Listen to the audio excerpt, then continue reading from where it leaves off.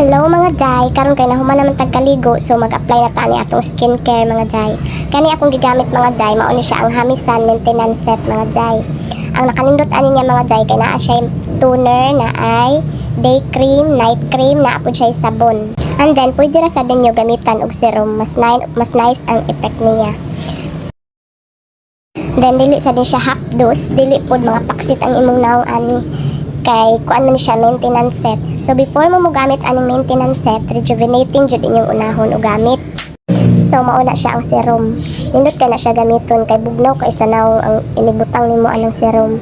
Then ang katong rejuvenating set naapod to siya day cream, night cream, and toner, naapod siya sabon. So ang nakadiferensya lang kay ang katong rejuvenating set kay ang imong naong ato is mga pakpak jud siya, bali mo hamis jud imong naong mauna after ato kanina yung maintenance set imong gamiton kay dili man sad pwede kung katulad jud permente imong gamiton rejuvenating set madaot sad atong naong ug magsigilang kapaksi atong naong. So mas maayo kaning maintenance set ang inyong i-apply after ninyo atong rejuvenating set.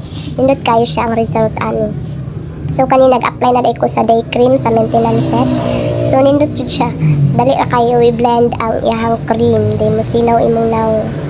Pwede ra jud mo order ani, ako ibutang ang link sa comment section. Adto ra mo dito order kay legit nga link ang akong ibutang dito sa comment section.